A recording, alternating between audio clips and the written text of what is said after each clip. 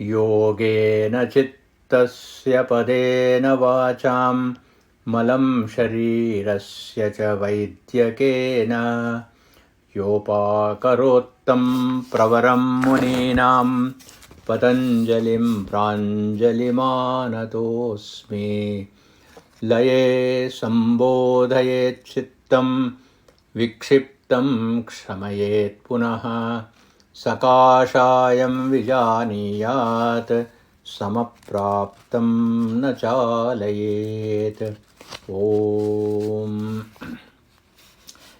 Today is a very sacred day because it also happens to be the Jayanti of Srimad Ramanujacharya, Srimad Ramanujacharya Jayanti. So our obeisances to the great teacher, the great Acharya. So in many of the presentations on Srimad Ramanujacharya and the very popular history, life history, there are a few statements which I have always been wanting to comment upon. So one of them is that somehow he was harassed by the Chola Raja and then he had to leave Srirangam, and therefore he came to Karnataka, and in Karnataka the King Bittideva was the one who gave him refuge. So I was doing a little research on some of those ideas. So there are some incongruences there. First and foremost is there is not a very great record of either shasanas or contemporary writing where the harassment of Ramanujacharya took place, and even if it had taken place, the legend says that the penalty for him for saying Vishnu is the highest, Vishnu Paramya, that his eyes should be plucked out. And the legend says that he allowed his student Kureshacharya to be in the guise of Ramanujacharya, and that Kureshacharya lost the eyes by the punishment, thinking that the king's police thought that was Ramanujacharya and plucked the eyes. But if you look at the personality of Ramanujacharya, number one is he would never be afraid for his life. He would never run away just because somebody threatens to kill him. So he was of a much higher caliber tapasvi to pay attention to that. And secondly, he would never allow his student to lose his eyesight for his sake. He would never allow his student, especially Kuresha, who is not only a very intimate student of his, and also he was his relative, he would definitely not have allowed him to suffer just to save his own life. And therefore, a couple of things I just wanted to take an opportunity today to dispel. And then Bittideva, it is said that he was converted to Sri Vaishnavism by Ramanujacharya. Even that I have a little doubt because Bittu, this word that is used, is an endearing word used in lieu of Vishnu. So Vishnu at home you would call as Bittu. And therefore Bittideva was probably already a Vaishnava, and after all Vaishnava tradition has been there way before even Srimad Ramanujacharya. So therefore a couple of things I thought of talking today on his Jayanti. It is actually a disservice that we do to an Acharya of that eminence to say that he ran away to save his life. It is definitely a disservice to say that he allowed his student to be molested by the king. So I thought I will share a couple of my thoughts about him with you. And to such great Acharya, I have spoken quite elaborately about Ramanujacharya's life and work, and so also Rekha and Pratibha Mancha has presented recently his Gadyatraya. Of course, one of these days we will also see Yatindra Matadipika. That is what exactly was his message, and his Vedartha interpretation of the Veda, and the eminent commentary Sri Bhashya itself. So, if any of you is interested in a systematic study of Ramanujacharya Sri Bhashya, one Professor M.A. Alwar, he is Professor of Sanskrit in Mysore Sanskrit College, and then he has spoken in Tamil, and then here and there a lot of English also is there. This is a commentary on Sri Bhashya. Close to about 300 talks are there. It's on YouTube. I have heard probably around 200 of them. A very, very extraordinary presentation of Srimad Ramanujacharya's Bhashya on the Brahma Sutras. So that's our tribute to the great Acharya today on his Jayanti day. So now we will come to our today's subject. We are now in the 17th Sutra. We saw in the last class Abhyasa Vairagya Abhyam Tannirodha. That is how Chittavritti can be controlled by means of practice and by dispassion. We also examined the concept of what practice is, that it has to be done for a long, sustained time without any break, Dirgha Kala Nairantarya, and it has to be done with total dedication, Satkara, there, until our yoga is completely firm and established and takes deep roots. So you can see that a tree which has got deep and firm roots, no matter what the weather is, whether it is blazing summer or whether it is raging winds, none of that affects a standing tree whose roots are very deep, and the roots are not visible. So Abhyasa Vairagya of a yogi is not visible, but whether the person has achieved the Abhyasa Vairagya is seen in the way in which a person weathers the challenges of life. So that is where we have to contemplate about the methodology. Okay, you say that there is Abhyasa and Vairagya, but what are the ways in which the Chittavritti Nirodha can be done? So the Sutras 17 to 22 address that question, ways of controlling the fluctuations of the mind. So as soon as we say this, we have to classify the sadhaka, the practitioner.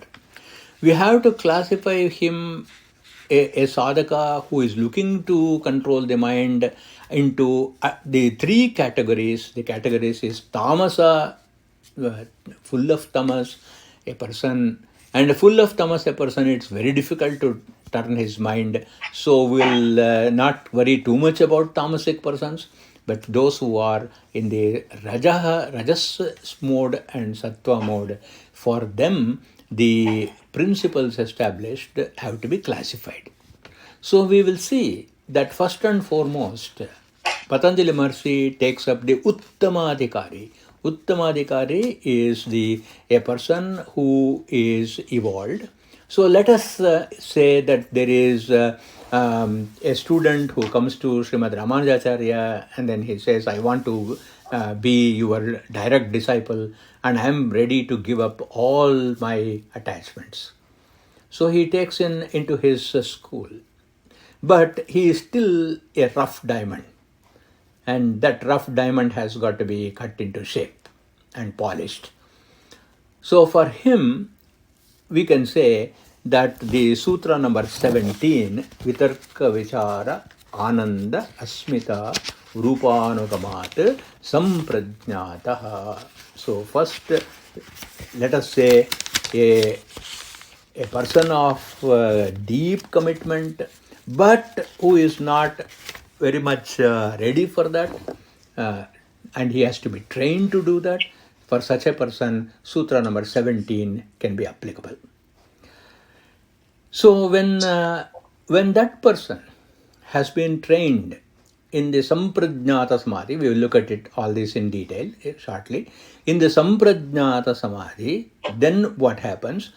All the practice that he has done, the various fluctuations will all be settled.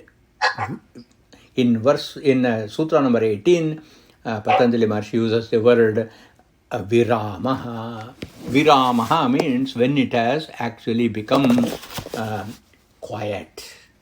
At that point of time, only the past samskaras will remain in him.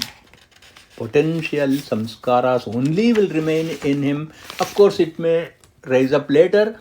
We will see how that can be dealt with in the Asamprajnata Samadhi. So what about the second grade of people where Rajas is high, but Sattva Guna is there, where their priorities are in Arthakama, but at the same time they are also following Dharma. For such of the individuals, what is the methodology is addressed in Sutra number 20, and they do that with the Shraddha, Virya, Smriti, Samadhi, Prajna Purvaka, Itaresham. For others, the process is Shraddha, Virya, Smriti, etc. We'll look at that also. So this is the structure. The instruction is that you have to do Abhyasa and Vairagya. Now the next is he has to say how. So in this, when addressing this question of how, we have got to now determine what processes the teacher is trying to tell us. So point number 1, Abhyasa, Vairagya are two means. So first point is two means are there for the sake of attaining Chittavritti Nirodha. And those two means are Abhyasa and Vairagya. So what does Abhyasa and Vairagya do? Abhyasa is going to neutralize and contain and control the Tamasa Vritti. Sitaram Garu, can you please mute your microphone? Oh, sorry. Thank you. So, Abhyasa is going to be an upaya, and this upaya will actually control the Tamasa Vritti. So, let us also talk about Chitta Vritti Nirodha. Chitta Vritti Nirodha can be Tamasic, Rajasic or Sattvic. So Chitta Vritti Nirodha of the Tamas can be done by Abhyasa. So what is Tamas? I want to sleep till 8 o'clock in the morning, and therefore I have got the Tamoguna. And that Tamoguna, how can I overcome? The only way I can overcome is by means of the practice of getting up early. So that is all.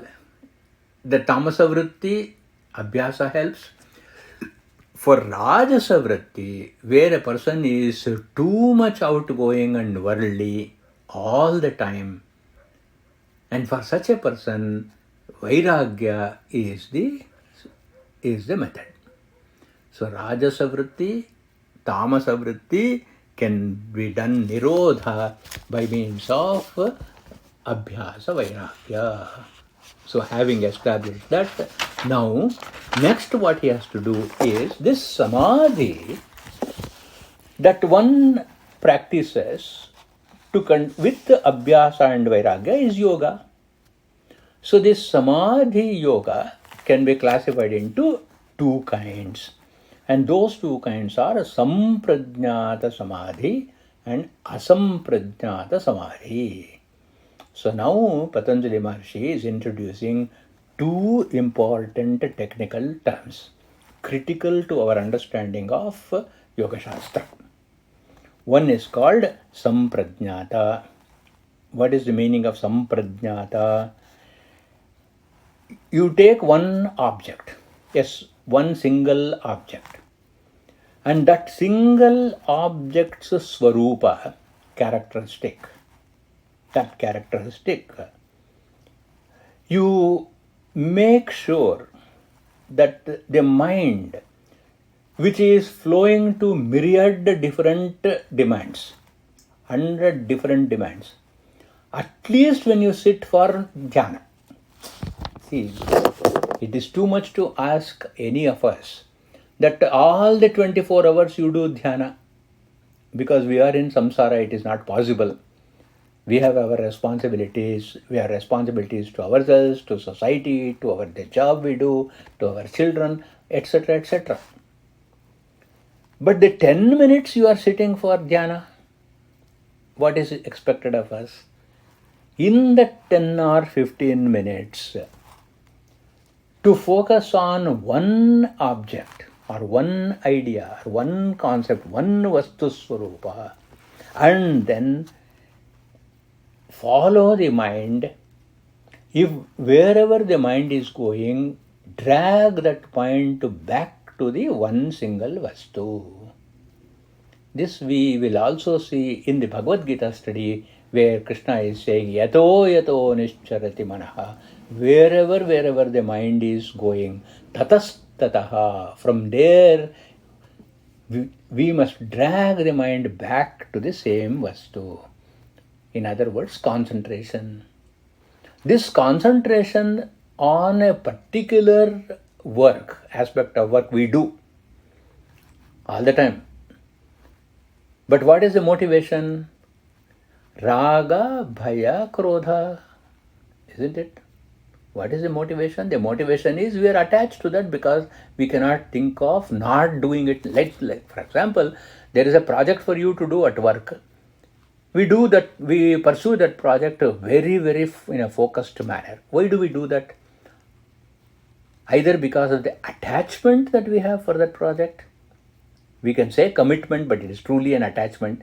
Either for the attachment for that project or out of fear that if I don't do that, then I will be a failure in my profession. So there is raga and bhaya. And then if our mind does not focus properly and totally in that project, we get angry with ourselves. Why is it I'm not able to achieve this level? That's, we say I'm frustrated. That frustration is really an expression of anger towards myself. So raga, bhaya, krodha gives some amount of concentration, but it is not samprajnata samadhi.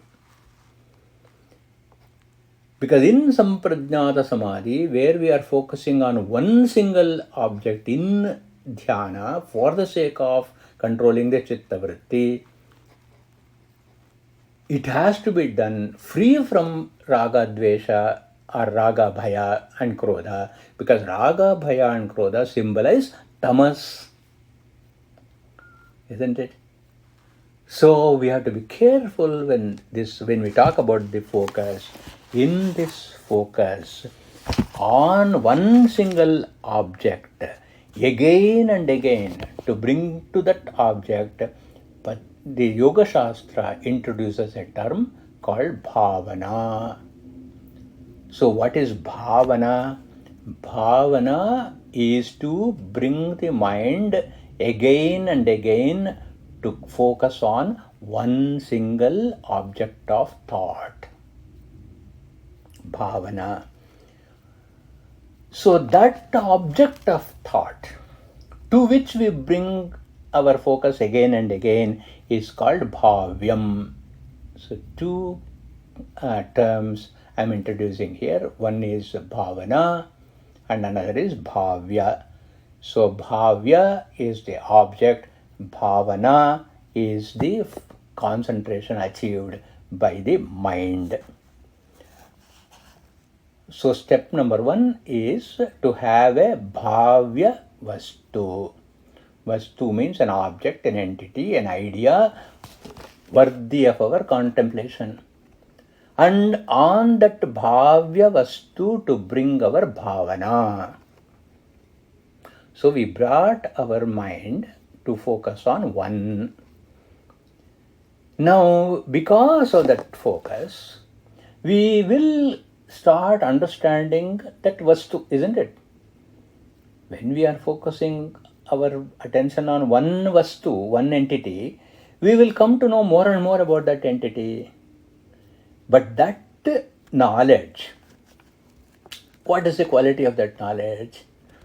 A lot of our knowledge can be tainted, polluted by doubt, samshaya.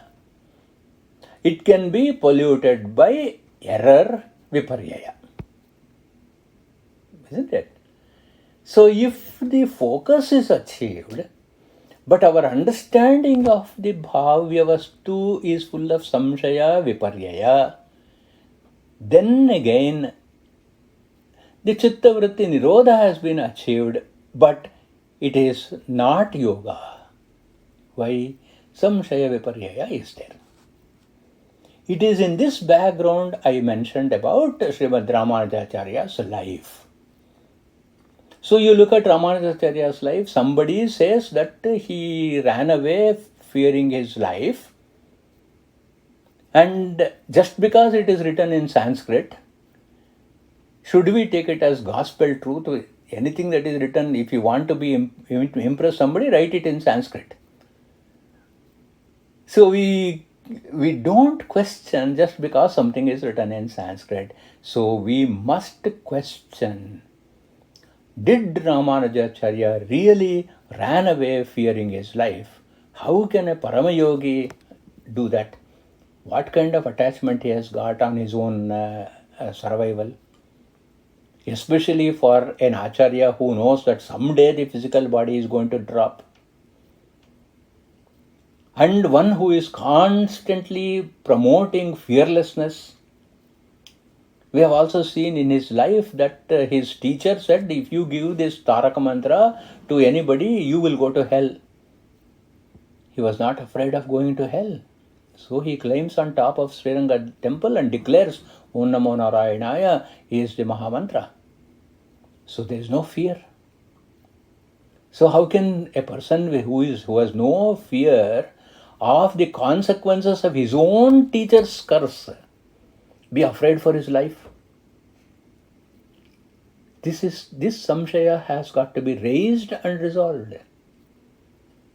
And if we believe in this account of his life, that he allowed that his student and his nephew, he could lose his eyes just for me to save my life, can we again say that it is correct understanding? It is erroneous understanding of such a great personality. That is viparyaya.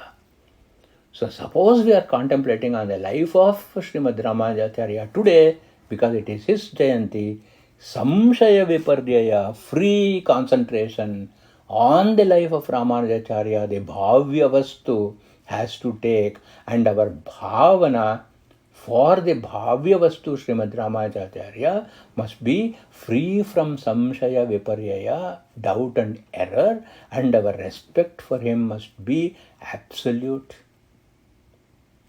as an Acharya. So you can see how this sutra is so important even to study the life of a great man, because he is the object of our contemplation.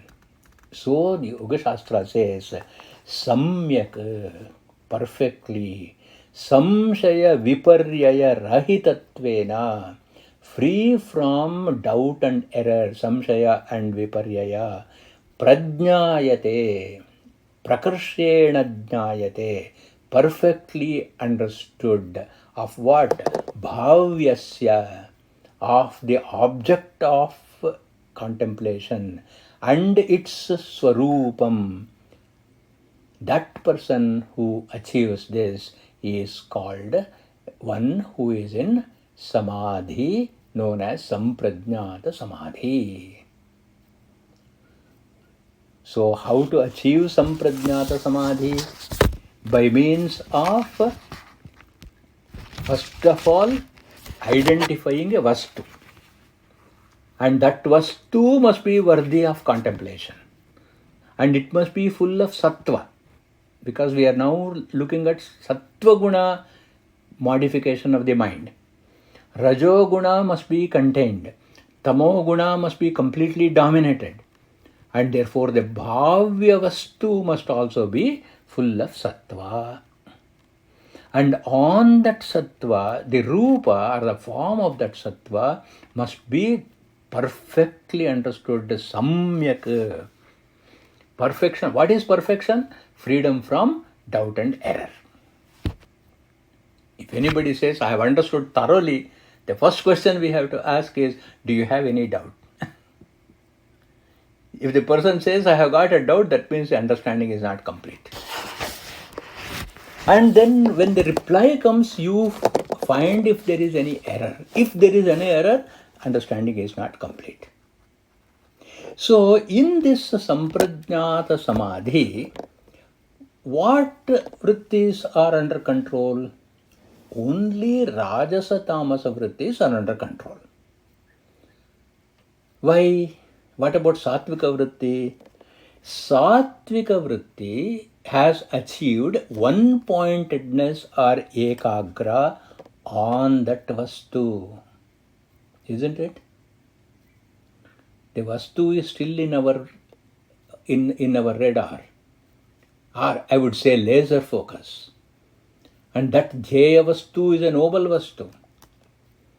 And for the Chitta vritti to be there in total focus on that Jaya vastu, it must be sattva. And therefore the vritti is also sattva vritti. Okay. Now what object are we going to take? The object of meditation can be either Ishvara or it can be the world. Isn't it? See how the scripture is unfolding.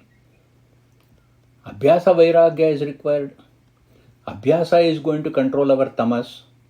Vairagya is going to make us reject tamas, and we take a bhavya vastu, an object for meditation, which is full of sattva, and then Rajasa Tamasa vrittis are controlled, and the mind is focused on one sattva vastu, and that sattva vastu can be either Ishvara or the world.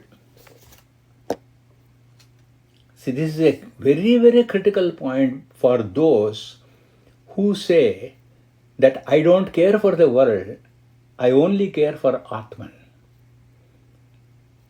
That is error. Somebody who says, I only care for Atman, I don't care for the world, that is error. Both ways. I don't care for Atman, I don't care for world. Both are full of error. So in Samprajnata Samadhi, we can actually choose one of them. Either we can choose Ishvara or we can choose the world. If we choose the world, then without error and confusion, we understand the world. This is where Sankhya Shastra comes and says 24 different kinds of the tattvas. What is the nature of the Panchabhutas? What is the nature of the Panchajnanendriyas? What is the nature of the various sense objects like touch, smell, taste, etc., Shabda, Sparsha, Rupa, Rasa, Gandha. We come to understand all of them free from samshaya viparyaya, error or doubt, which means that we will do it without attachment or aversion. Proper engagement with the world. Then there is Samprajnata Samadhi. Now this Samprajnata Samadhi about a particular object, when it is on a gross object, something that is gross. What do we mean by gross? Which has got nama, rupa, that is form and name. Let us say a murti. If Venkateshwara Murti is there. Venkateshwara Murti is visually perceptible. You can touch. All senses can experience that particular icon. So when it is you are contemplating on a gross object, it is called Savitarka Samadhi. Then if it is Sukshma, Sukshma means what? If it is something subtle, that is, Ishvara is omniscient and omnipresent. The question of omniscience and omnipresent is subtle. So Ishvara as omniscient and sarvajnatvam and then sarvavyapitvam, that samadhi is called savichara. So savitarka is when it relates to a gross object. When it relates to a subtle object, it is called as savichara.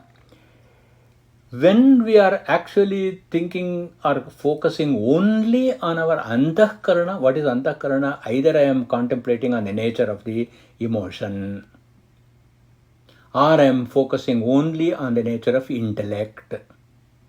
What is the role of memory in my existence? That means we are only focusing on the internal tool called antahkarana, and that when you do that and you look at the glory and the power of each one of these antahkaranas, the power of memory, extraordinary power, the momentum and the strength and the potentiality of emotion, when the emotion is good and when the emotion is wrong, it gives you a joy, a discovery of an extraordinary power over our own antahkarana. This is called as Ananda Samprajnata Samadhi. Then, if there is absolutely no dependence on an object, but it is only an experience of I exist. Every other form of the I, me, for me, because of me, in me, etc., are all absent. It is pure I. Then this is the fourth kind of Samprajnata Samadhi. It is called Asmita Samadhi. So how many kinds? First and foremost, Abhyasa Vairagya. And this Abhyasa Vairagya will, with that, we are going to take up a single object for focus and meditation. A single object can be either, and it has to be understood without doubt or error. And that single object can be gross, can be subtle, can be our own internal organs, or it can be a pure I. Depending on what is the object, it will be, if gross, it is vitarka, if subtle, it is vichara, if it is our antakarana, it is ananda, if it is the pure I, it is asmita. But in all the four of these, the object is different from the meditator. And this meditator who understands this with free from error and doubt is supposed to be in Samprajnata Samadhi. So this is the essence of this particular sutra. So obviously I had to give you an anecdote and a story about how this can be achieved. I've been again today being Srimad Ramanujacharya's Jayanti, I'm also thinking of his lineage of the Acharyas. Among the lineage of Srimad Ramanujacharya, the greatest of them all is Vedanta Deshika, as many of you know. So Swami Deshikan also, he is also known as Swami Deshikan, Vedanta Deshika. He lived for 100 years. Actually, his date is being dated as 1268 to 1369 of the current era. So that was when Vedanta Deshika flourished. He was a multifaceted genius. I have been fascinated by his extraordinary Sanskrit. Amazing scholarship. The canvas of his learning is so wide. After Shankara, in Stotra Sahitya, probably Vedanta Deshika stands out as a great luminary and a star in Stotra Sahitya in our Sanskrit literature. So once what happened, of course he was highly respected, and whenever a person is highly respected, there are also people who will actually second guess, doubt his scholarship, and somebody came and challenged him. You claim yourself to be a great poet and author. Anybody who sits and works hard, you sit for 10 hours and then you can come up with 2 pages of writing. You can do that. And then you have a whole library at your disposal. So then you can come up with a fairly brilliant essay also you can do. But that anybody can do. What is so special about you, Vedanta Deshika? What can you write in 1/4 of a night? See, we have got what is known as the Muhurta. So the night, let us say for just convenience sake, 6 p.m. to 6 a.m. is the night, the 12-hour period. In the 12-hour period, 1/4 of the 12-hour period in 3 hours. In 3 hours, show me what poetry you can write. And it must be extempore. That was when Swami Deshikan wrote 1008 verses of extraordinary poetry. If any of you is interested, we can study the Paduka Sahasra one of these days. 1008 verses, an excellent model for us to understand Samprajnata Samadhi. That's the context here. So the challenge that was given to Swami Deshikan by a Pandita, he accepts this, and Swami Deshikan composes this on the sandals of Sri Rama. Paduka means footwear. And why did he choose this? As we all know, Bharata wanted Rama to come back, and he takes Sri Rama's Padukas and uses that to administer the kingdom exactly for 14 years.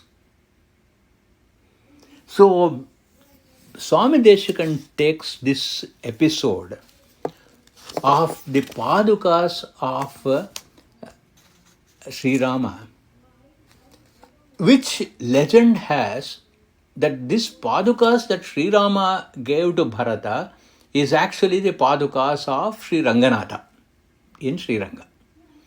So that is why this Paduka Sahasra is also called as Ranganatha Paduka Sahasram. So then Swami Deshikan was in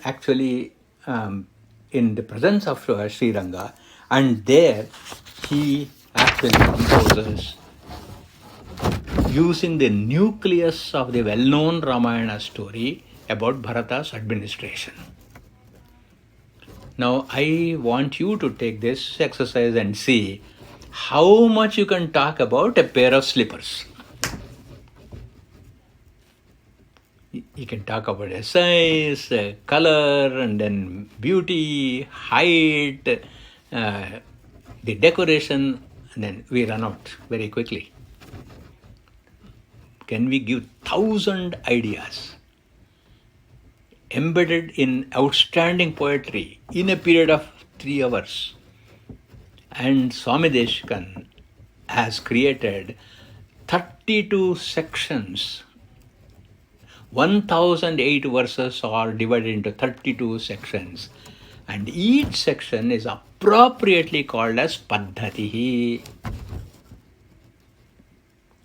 So for Samprajnata Samadhi, for the sake of one-pointed concentration on a bhavya vastu, to develop a bhavana, we also need a method. And that method is called Paddhati. And Swami Deshakan in Paduka Sahasra, he systematically shows us the 32 ways in which we can actually have only the Padukas of Sri Ranganatha in our vision and meditate upon him and achieve the Samprajnata Samadhi free from Samshaya and Viparyaya. Classic work. And I would like to share with you one shloka as a representative. The 24th Paddhati of Paduka Sahasra is called Dvandva Paddhati. This becomes relevant in our practice of Abhyasa Vairagya. Dvandva means two, isn't it? So you have two slippers. Each one you are wearing on one foot each. And with this footwear you want to walk. How can you walk safely? Each step we take should be perfect. And our step must be alternative. You take the right step forward, left step will be back, and so on. So there has to be a bhavana, bhavya, abhyasa, vairagya. These two things must work in conjunction. Just as when we wear footwear and walk, we make sure that the footwear does not slip off our feet, and that we don't get entangled in our own feet and fall down. Like that, in unison and in harmony, just as that in perfect consonance, we have to walk. And here, Swami Deshakan introduces a concept of saying, one step I take is Purusha Prayatnaha. One step I take is my effort. And the next step is Ishvara's Anugraha. So, Abhyasa is Purusha Prayatna. Achievement of Vairagya is Ishvara's Anugraha. What a metaphor that Swami Deshakan gives us. And he says, we have to have a paddhati, method. What is the method? I will quote the beautiful verse and then I'll give you the meaning. Avadhirita sadhu paddhatina alasanam madhuvairi paduke dve itaretara sahacharyam ittham pratipanne iva daiva paurushe naha. So what it means is, there are two padukas, O Sri Ranganatha. Let them be for us who have forsaken the path of the sadhu purushas. And I am also very lazy as far as dhyana is concerned. I have a lot of energy and lot of motivation to do everything else but dhyana. When it comes to dhyana, when it comes to vairagya, abhyasa, I have no energy. Hey Ranganatha, I have forsaken the path of the sadhu purushas. And I am also lazy in action. And now I am seeing these two padukas of Sri Rama, which you are wearing, O Ranganatha. Those two appear to me as a guiding spirit. And it represents your divine help. And it also my human effort. And here you note, Swami Deshikan has not taken his eyes off of the padukas. So he is looking at the padukas. As he is looking at the padukas, what he is saying? He is saying this is meant for walking in step. So he has achieved the Vitarka Samadhi, because he is concentrating on the gross object. Then now he is now turned his mind to the subtle object. What is the subtle object? Ishvara Anugraha and Purusha Prayatna should go together. So he is in Vichara Samprajnata Samadhi. Then from there, he is now looking at his own mind, Antakarana. What is the Antakarana? My buddhi has no noble qualities. I am not a sadhu. My mind and my Antakarana, the entire all these are very lazy. And therefore, identifying that I am lazy and identifying that I am not a sadhu becomes a motivation to become a sadhu purusha, becomes a motivation to overcome alasya or laziness, and therefore he has achieved the Ananda Samadhi. And by means of saying that by now I have actually achieved, by the visualization of your two padukas, I have achieved both your grace and my motivation for Purusha Prayatna, and therefore he has achieved the Asmita Samadhi. One example from the Paduka Sahasra to show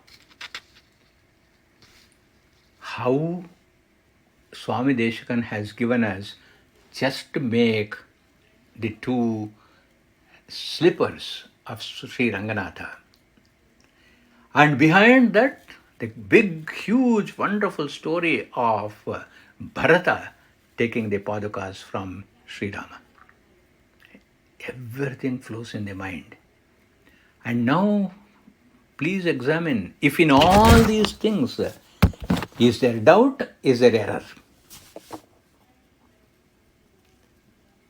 Since there is no doubt and error, it is samprajnataha.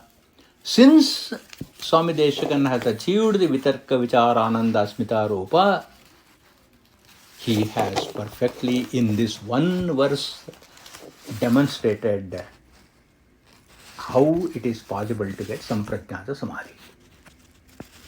And imagine every verse of Paduka Sahasra is of this quality. I just wanted to share with you one example. And again, the challenge is write on footwear. No other person than he could do like that. So we have this extraordinary example. And how was this possible for him? This is possible by means of achieving the Samprajnata Samadhi. In the Vitarka Samprajnata Samadhi, Swami Deshikan is demonstrating the congruence of the perceiver and the perceived. He has shown us the relationship between the thinker and the thought, the relationship between the enjoyer and the joy,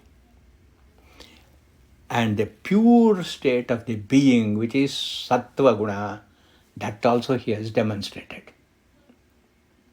So this is a beautiful example, I thought, of how to understand the Samprajnata Samadhi. Now the Sattva Guna has got to grow, and for the sake of this growth of Sattva Guna, a certain preparation also is required. The Bhagavan Buddha was actually he was in some location, but his very close disciple and his student also and a relative, Aniruddha. This Aniruddha was actually teaching in the East Bamboo Park. This East Bamboo Park is in the present day Patna and probably 50-60 miles away from where Bhagavan Buddha was there. Actually, this Bhagavan Buddha is supposed to have moved to Saranath as Aniruddha was teaching in Patna. And this Saranath is probably about 60 miles away. And many of you might have seen Saranath also. This Saranath was known in those days as Isipattana. Isipattana is a Pali word. It means rishi. Isi means rishi. Isayo yatta nipatanti, that is wherever the rishis alight. There is this place to meditate.